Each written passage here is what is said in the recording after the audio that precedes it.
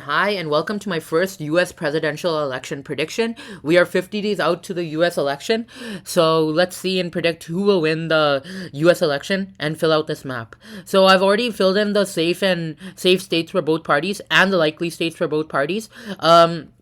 So the safe states are any state that would vote for Kamala Harris or Donald Trump, respectively, by over 10 points, and then the likely states would vote for their party by 5 to 9.9 points.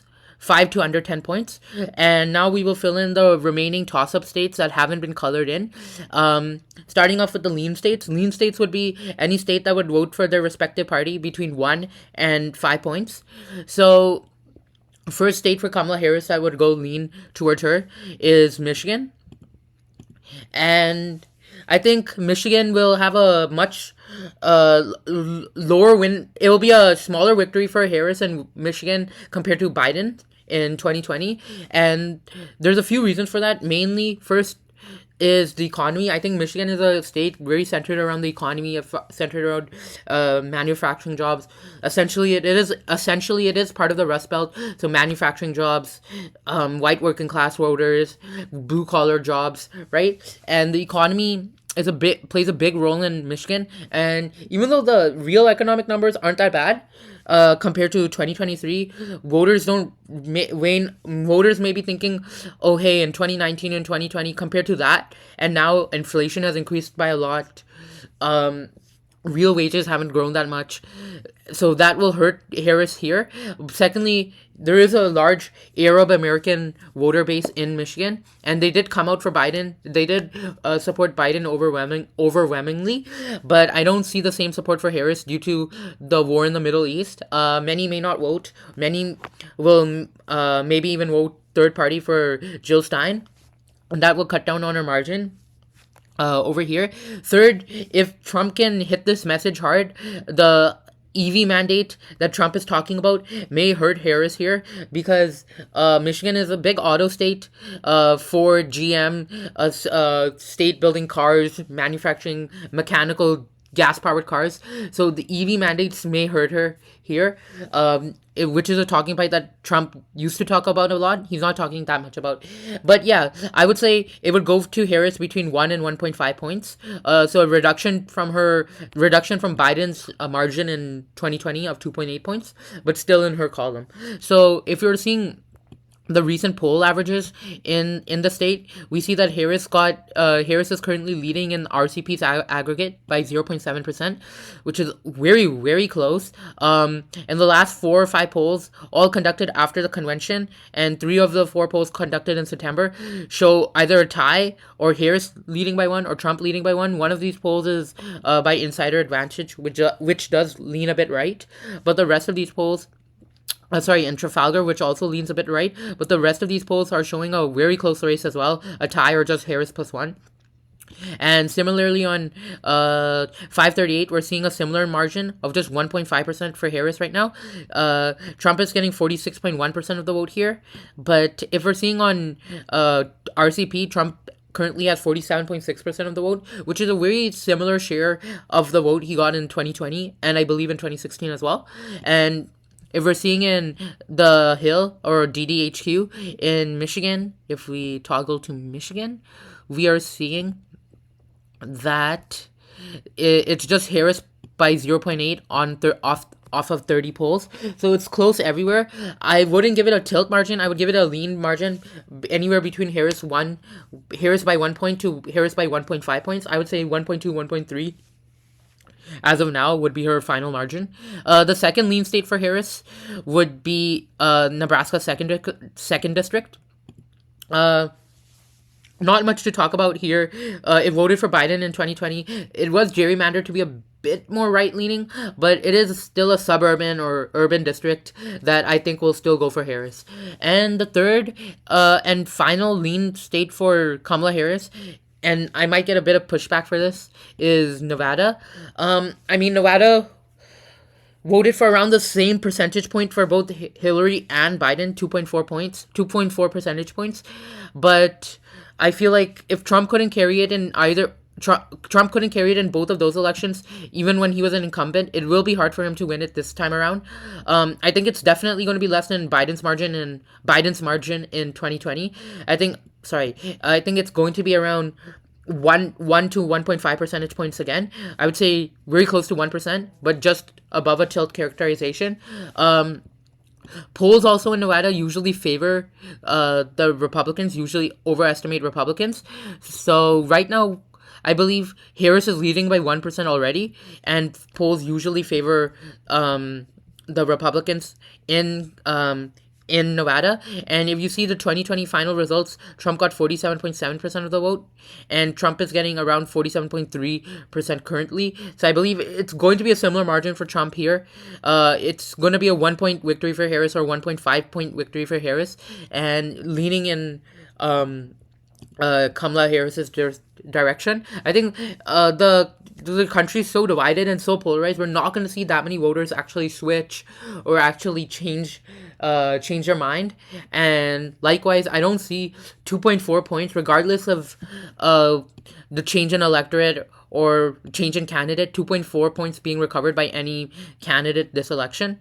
Biden also got above 50% of the vote here, and I don't see Trump winning it. It will be closer, but I don't see Trump winning it. So those are all the lean characterizations for Kamala Harris. And now on to Donald Trump. So two big ones right off the bat. Texas.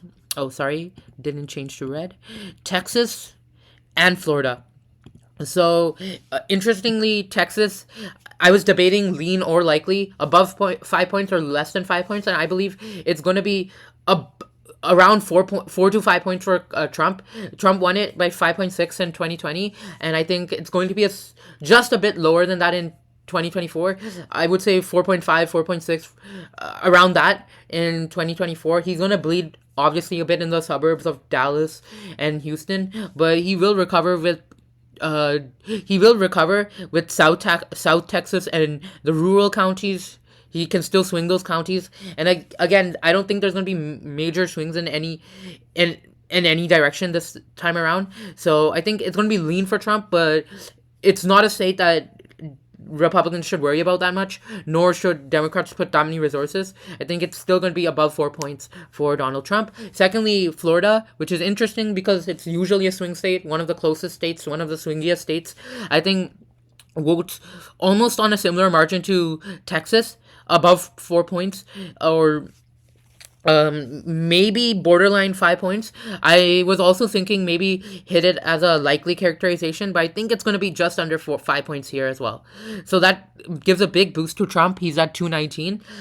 Third and final likely state for Trump, and again, I was debating about this one as well, is North Carolina. I was thinking, is this going to be a tilt state? The recent polling is showing that it's getting very, very close, but I feel like Trump won this in 2020, and 2020 was a low point for Trump.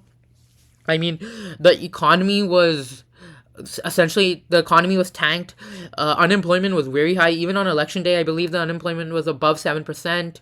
There were mass protests in 2020. There were many issues in 2020, and he still won the state by over 1 percentage point. So I feel like he's still going to win it by over 1 percentage point this year if he was able to win it by over 1 in 2020. I think a similar margin to his 2020 margin, 1.2, 1.3. Polls show that this race is very, very close, 0.1.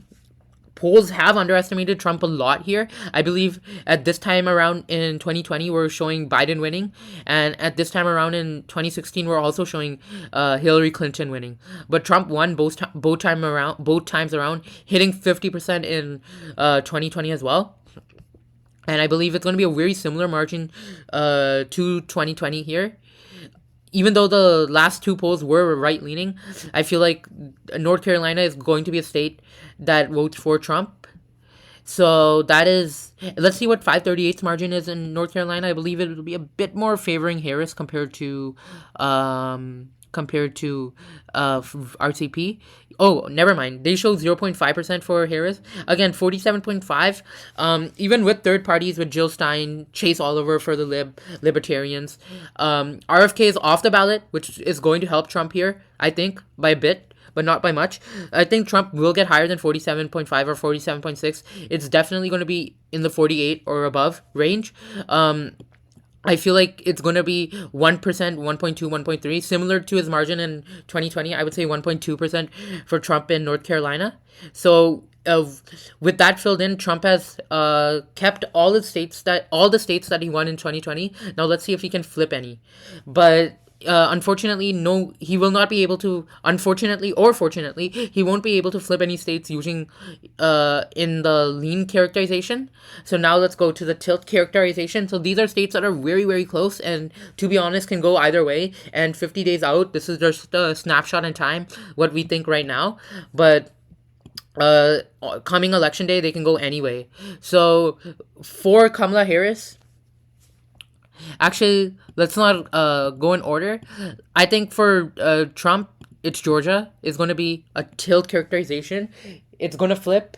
It's going to be around a reciprocal margin of 2020, 0.3, 0.4%, under 0.5%, I believe, for Trump. Here, abortion isn't that big of an issue as it is in the Rust Belt. Secondly, Harris can motivate more of the black voters here, but it is a state with much more Republican DNA, and even in elections where Democrats have done well in many of the elections here, the Senate elections, but they've always won it by 1 or 2 points. Republicans are still keeping most elections competitive here, even when they're running poor candidates like Herschel Walker against quite strong candidates like Warnock. They're still Democrats are only winning by 1.5 points. So I believe it's going to be a very close state, but Trump has a razor thin advantage here of, I believe, around 0.5%, 0.4, 0.3%. Polls around this time overestimated Trump by over 1 point, over 1.5 points in 2020. But secondly, the final average for RCP, or final polling aggregate for RCP in 2020, was spot on. And right now it's 0.3. Quinnipiac gives a Trump +3 here. Insider advantage gives a tie, and then it's Harris +1, Harris +2. So most of these polls are within the margin of error. It's going to be a close state. Let's look at the numbers in 538. So Georgia, 0.7, so a bit more bullish for Trump here. I think Trump wins this and takes it back. It's going to definitely be close, but I think 0.5% towards Trump here in Georgia. So that's tilt. So here Trump has kept all his 2020 states already and has flipped Georgia. So that means if he can get Pennsylvania, he wins this election. But I think another state that would be close but will go to Trump is Arizona. Arizona again has a lot of Republican DNA. Kerry Lake most likely won't win. But I don't think there's coattails or reverse coattails where Kerry Lake drags down Trump. I don't think there's a case like that. The border is a huge issue here. While Harris gets advantage in Georgia because of black voters, right?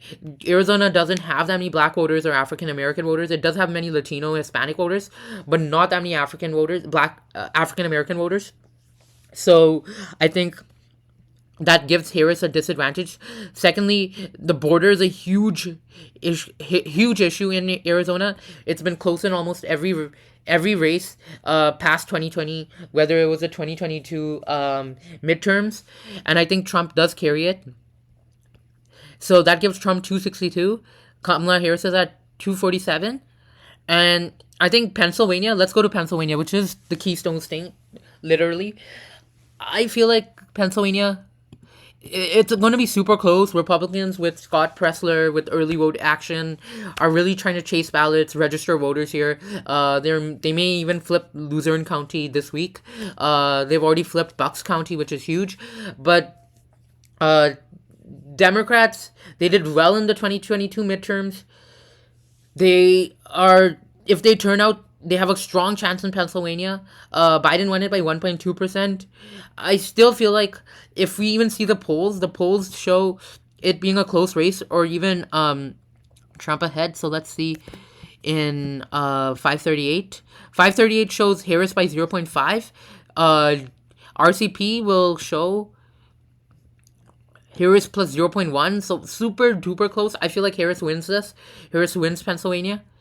by a very tilt margin, and honestly, it can go either way. I wouldn't be surprised at the slightest if Trump wins Pennsylvania, but right now I say tilt towards Harris. Um, Honestly, this is just more of my gut feeling. Both of the polls and the numbers show that it's going to be super duper close, but no one with a real edge. I just feel like Harris will win Pennsylvania, even though Republicans are working hard to register voters here with grassroots campaigns and whatever. But I think it's gonna tilt towards Harris. So it leaves it down to Wisconsin. So again, Harris's Harris's plan to win needs to be to protect these three blue states, protect these three Rust Belt states, the blue wall that Hillary wasn't able to protect, that Biden was able to keep. Harris can lose all of the all of the southern belt, Sun Belt states, and still win if she can protect these three states. Sorry, if Harris loses Nevada, then Trump will still win. So however, if Harris can win Arizona and Georgia, it doesn't matter if she can't protect this blue wall. So this blue wall is, I guess, the plan for Harris to win. Protect these three states, Pennsylvania, Michigan, Wisconsin, and she wins the White House. And Trump, even if he runs up the margin in the Sun Belt, he needs to carry all four, North Carolina, Georgia, Arizona, and Nevada, to win, or three out of the four, and then take Wisconsin. Or take one of these Rust Belts. I feel like Wisconsin always has huge polling misses. It missed Biden by over 6 points. It overestimated Biden by 6 points in 2020. Currently, it's a 1.2 lead. Marquette, which is one of the golden standards, shows +4, which is worrying for Harris. But I think RFK will be on the ballot here, so I don't think you're going to see 52-48 as the final margin. I think both candidates will be under 50 in Wisconsin. Harris is leading the last 2 or 3 polls, even with insider advantage. But I feel like polls have always underestimated Trump in Wisconsin, and by a lot, by over 5 points. White working class voters and blue collar voters in Wisconsin have been very hard to poll. Even 538 has it at 2.6, 2.7. The same in 2020 was showing +5, +6 for Biden. I think Wisconsin flips towards Donald Trump and he wins this election by a tilt margin in Wisconsin, 0.5, 0.6%, and this is the final election map. And Trump wins 272 to 276 to 266, a very close election. So everyone, please vote, vote, vote, and register to vote, because this is going to be a super close election. Thank you very much.